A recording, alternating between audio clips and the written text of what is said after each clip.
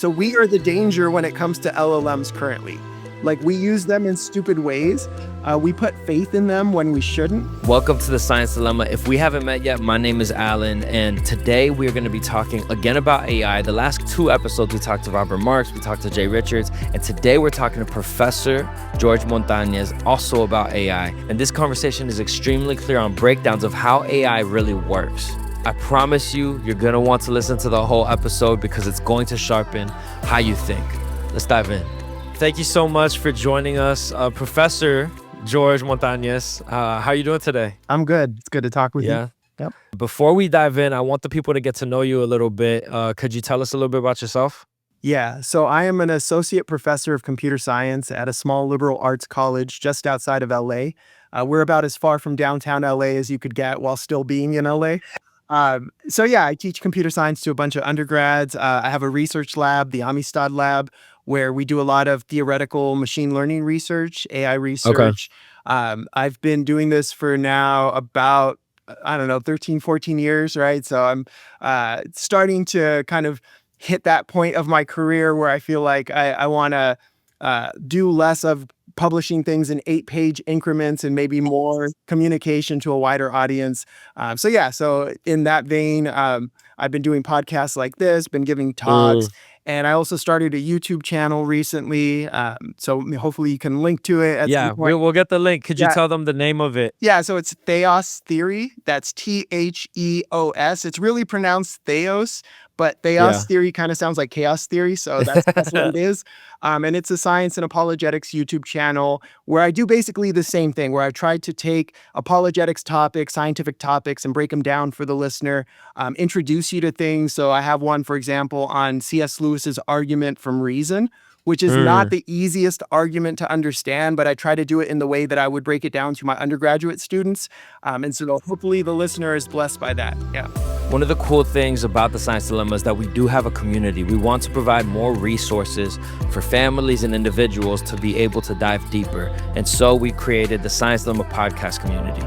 We have the link in the description. We actually have a free download for you to see what the member packet is, and you can just download that through that link. And make sure that you check out the link for our Origin of Life series and resource because it's amazing both for groups and just for you yourself. Go ahead and check that out as well, and let's get back into the conversation. So we have a mutual friend, of course, Dr. Bob Marks, and we've talked to him about some of this as well. And what I wanted to dive in with you was the how, because I think so many of us, especially as lay people that aren't, we don't understand coding. We're not AI engineers.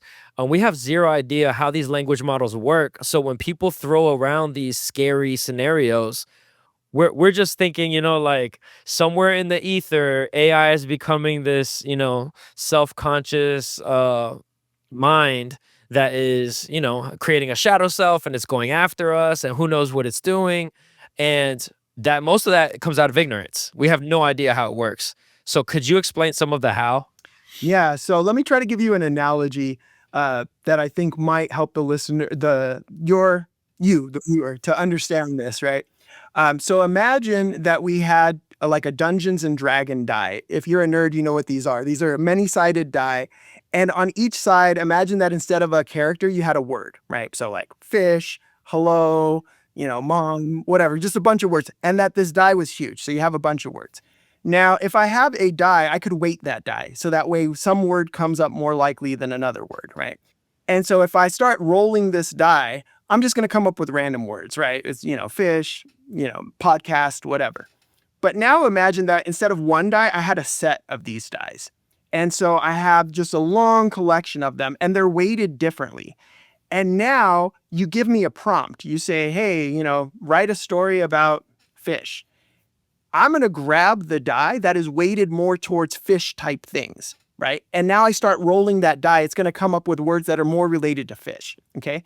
So that analogy is not too far from what a large language model is doing. It's essentially a really advanced form of autocomplete where you have a conditional distribution over the next token, which is roughly a word, given the previous tokens, given the previous words. And so you have this kind of sliding context window where you you have some words, and then it says, what is the likely next thing to come after it? So then you get that token, and now it slides and it says, okay, given this is what I'm going to use to choose my next die, right? And so then it says, okay, what is the die I choose? I roll it, I come up with the next token, I slide it. So that's essentially what the technology is. Now, there's a lot that goes into it in order to make those dice, right? To make those distributions. But at the end of the day, that's all it is. It's really just randomized or semi-randomized token generation given the previous context. So is that why they often talk about like language models aren't great at reasoning? Is because it's really just taking something that exists and looking for patterns that would fit that autofill? Yeah. Yeah. So the way that they're trained is by looking at, given certain words, given certain tokens, when do those things co-occur, right? So I mentioned the fish example for our story. So it's like, if you see a lot in your training data that fish happens a lot with fishermen, now when I'm generating these things, if I have fish in there, I'm probably going to have something about a fisherman, right? And so these systems, they build up these kind of co-occurrence networks of what things are likely related to other things. And it's really good at doing that. So this is a real technological advancement. It is one thing that we've been doing since at least the 1940s. So Claude Shannon, he actually started doing this by hand.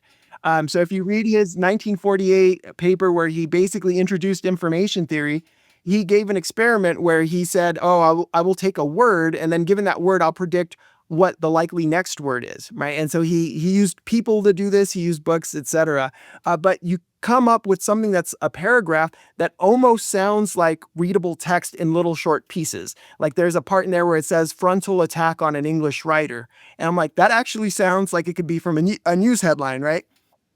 So he's been doing that, right, since the 40s. And now we've just gotten really good at doing it. And we've gotten so good that it can mimic what looks like reasoning because we're predicting what are the likely next tokens, right? And if it's trained on humans reasoning in books, humans reasoning in academic papers, humans reasoning on the web, it could say, oh, I know what something like modus ponens looks like. And so if somebody starts doing something like modus ponens, I could probably finish that. Now, here's the key, is that it doesn't understand anything about what these symbols are. And so it literally tokenizes things to a number. And it's like number 8561 is really related to 999. And I know that these two things go together, but it doesn't know what a fish is. It doesn't know what a fisherman is. And if you don't keep that in Wow. mind, you're going to be shocked and surprised when LLMs do really stupid things that, your toddler wouldn't do because your toddler actually understands something about the world and what these things mean. So yeah, so it's like this interesting bag that you get with LLMs. Like sometimes it'll amaze you and you're like, oh, that's actually like really insightful. I'm glad I used this thing. And then other times you'll ask it like for an arithmetic question, it'll get that wrong. You're like, yo, you just proved a math theorem. Yeah. How are you getting arithmetic wrong? It's because it Yeah. doesn't know. It doesn't know what arithmetic means. It doesn't know what math means. It doesn't know what these real world entities are. So it's just doing kind of predict the next token given the previous tokens.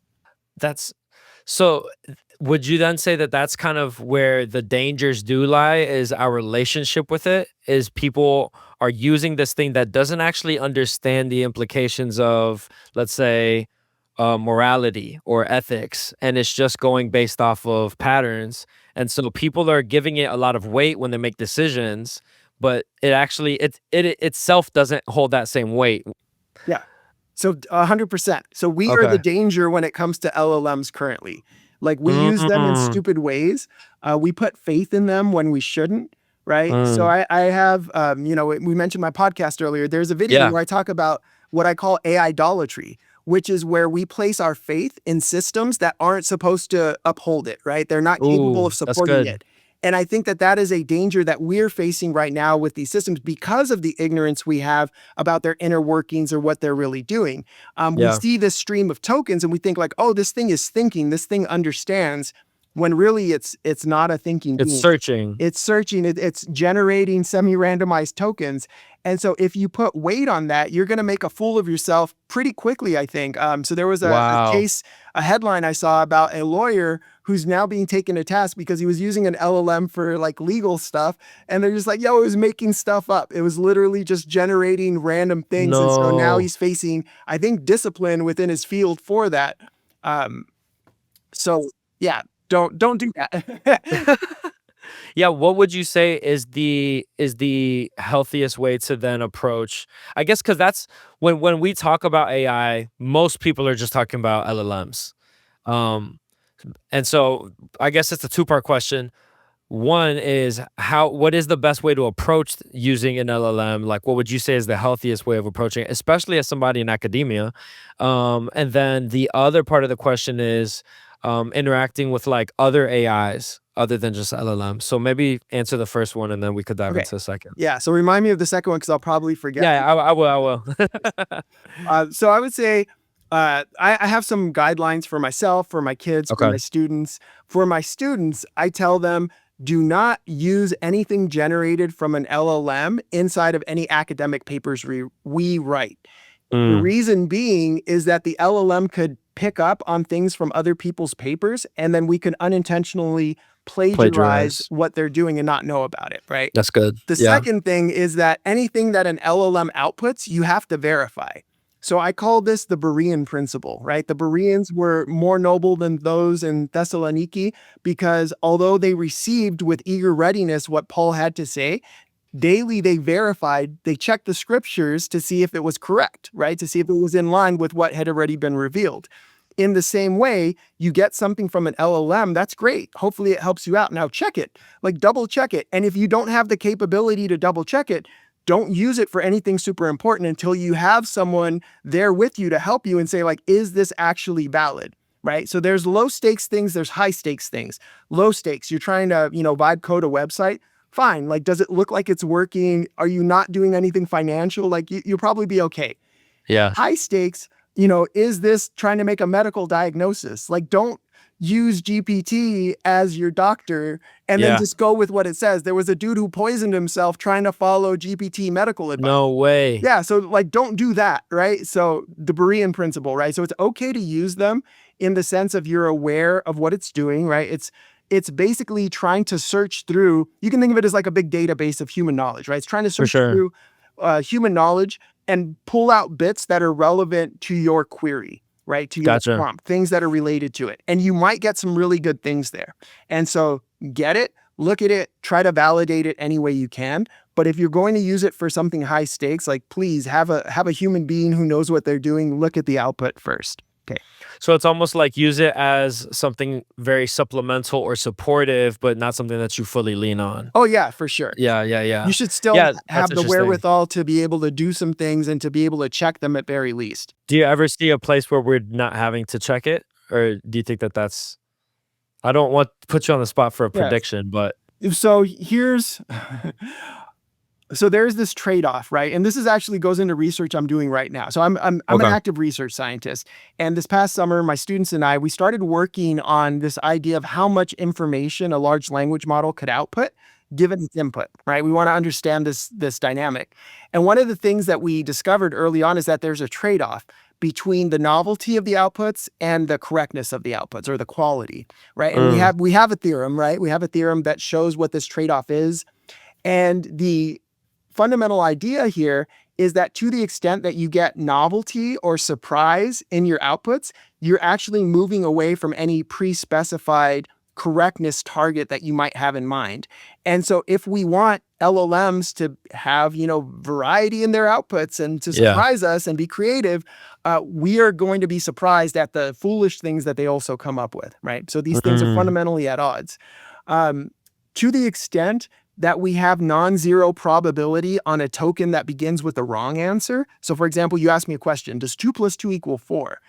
My die, it has probabilities on the various outputs. If it puts non-zero probability on the word no, then that means that there's always a possibility that I'm going to have a wrong answer, because I'm going to say, does 2 + 2 = 4? The first token is no. And now it's going to try to justify that answer with like, it's made up, this thing follows that thing.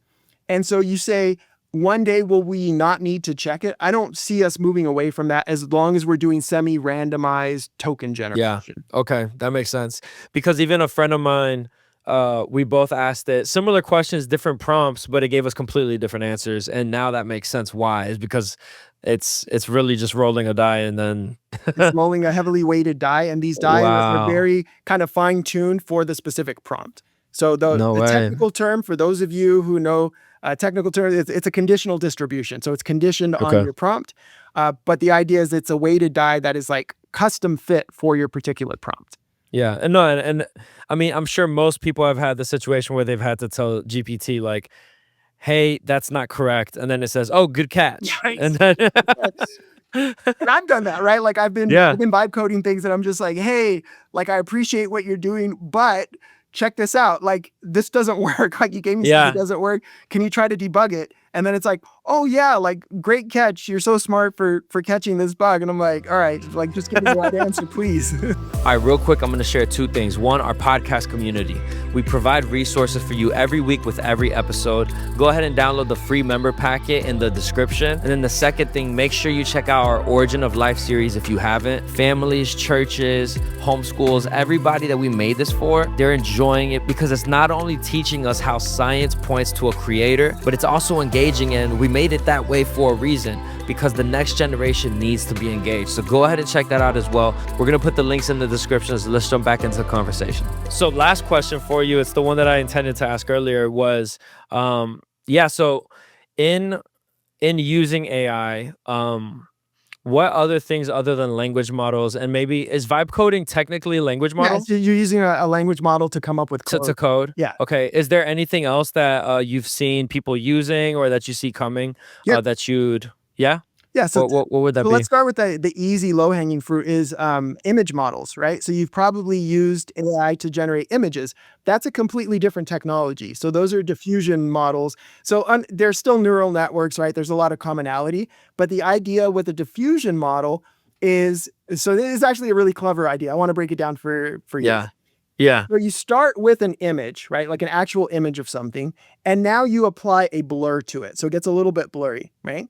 And then you apply a little bit more blur. And so you keep applying blur until you get a sequence of images from the one that is the complete clear one until it looks like noise. And now you do that with, several million images, and you train a model to, starting from this noise image, to try to predict the next frame. And then from this one, try to predict the next frame, right? And so now it works backwards. And then what you do, so you train your model to do that, and it's able to, correctly predict the next frames of those. Now you give it random noise and a prompt, and you say, predict the next frame. And so it does that iteratively. And that's how it goes from, if you've ever seen it actually working, you'll see that it starts off blurry and then it gets that's what it's doing. It's trying to predict the next sequence of images, and then you get to the final one. So that is a diffusion model, right? It's a super cool idea. I'm mad I didn't think of it, right? It's a cool idea. And so those are essentially starting off with some pixels, and it's saying what pixels look like they come next from these pixels. So instead of tokens, instead of words, now you're doing it with pixels. But the idea is the same, right? It's just the correlation. These image models also don't understand things about the real world. So if you've ever seen body horror images on the web where it's like people have too many fingers or like arms growing out of weird places, Yeah. it doesn't understand biology. It doesn't understand humans, but what it understands is, these pixels look like there's something that's like an arm that belongs here. So I'm going to finish that image this way, right? Got you. So it's just, it's again just based off of patterns and what already. That makes sense. So I tried using one to create a thumbnail, and I put my picture there, and I was like, put my face in this way with like an AI robot, and it didn't look like me at all. I was like, okay, but that makes sense because it's just guessing at its best. Okay. Yeah, Wow. so that's one type of technology. So we have diffusion models. We have things like self-driving cars, right? So this is using a different approach, usually reinforcement learning of some sort. But so that's more on the side of what I think of as like machine learning. So it's like more focused, less trying to be like a human and just trying to do something effective.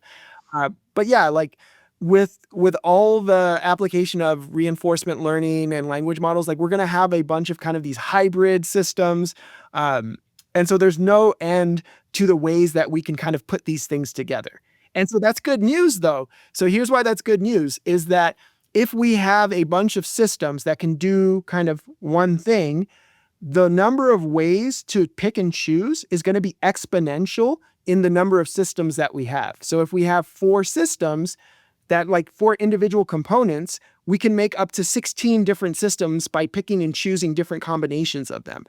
And so as AI capabilities progress, we as humans have the opportunity to build things with them, which means that if you have an entrepreneurial mindset, like, oh, what needs can I meet given these current capabilities that I have? And so that means that our work that we have available for us isn't going to run out just because we get these capable AI systems. If anything, it's going to increase the number of opportunities to build things. It's like we're getting more Legos in our kit, right? You add more Legos to the kit. How many more things can you build? So this is my last question because now you just put me on something else. Sure. What would you tell somebody to build with AI if they were to get into the career space right now? Like, not anything specific, but maybe in a specific industry or ways that people could actually be entrepreneurial with AI. Yeah, so I think it just goes back to what being an entrepreneur means. It means serving needs of others. So the first thing I would say is go out and talk to people. Find out what are the pain points that they're suffering with in their life and think, is there a way that technology can alleviate that in some way and can help AI help me get there, right, to deliver a solution? We had a what's called a clinic team in our clinic program here at my school where we do projects for different companies, right? So kind of the big tech companies will come in and say, oh, we have this specific thing. Can we get a student team to work on it? For our clinic project that we had last year, it was an entrepreneurial one where the students themselves were coming up with a product. And so this was kind of a different thing. But the first, 4 or 5 weeks were spent just talking to people. They're like, we don't want to build something that isn't going to be useful for others. We don't even know what to build yet, right? So they had an idea for what they wanted to do, but the first thing they did was a lot of interviews with students and find out what are the pain points, what are the things that they need help with. And only after they did that process did they start coding the system. That's and so good. They came up with something much better in the end because they had talked to people. And one of the things that one of the other mentors had said was that when you see people on 2 sides of a river, your first thought is that they need a bridge, right? And so you start thinking technologically, oh, how am I going to build a bridge? That's the wrong thing. They don't need a bridge. They need a way to get across the river. So the answer might not be a bridge. It might be a ferry. It might be, a That's rope. good. It might be a zip line, whatever.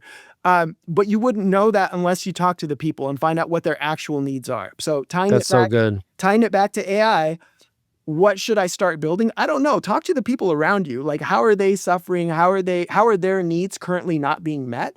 And then get really good at meeting their needs. And then your success will follow from that. To the extent that you serve others well, you're going to be rewarded financially because then people will, use your product. No, I love that because this whole conversation provides more clarity to both like just the average listener, people like myself that, we're not scientists. I don't, I'm not an expert in any of that, but reality is that we're going to interact with this stuff regardless because we're the everyday person, right? And so we have to be educated on not only what's the capabilities of it, what are the dangers, are we the danger, right, of stewarding it correctly, and then how can companies do that? So I appreciate this conversation so much. All right, so if you viewer are watching this, it's because you care about AI. I have a short series on AI, what its capabilities are. So is it going to replace us functionally? What is it going to do to our labor market? So is it going to replace us economically? And what is it going to do to us in terms of our value as humans if it gets really good? Is it going to replace us spiritually? And so Awesome. you go, there's a playlist there and it's called like, will AI replicate and replace us? So yeah, Okay. I would link to Perfect. that. I'll put that there. Thanks again for joining us today. Yeah, thank you. If you haven't yet, go ahead and like, subscribe, share, so that we can grow this channel, not for just the sake of growth, but for the sake of education, for the sake of impact, so that more people can know that these are conversations we need to be having.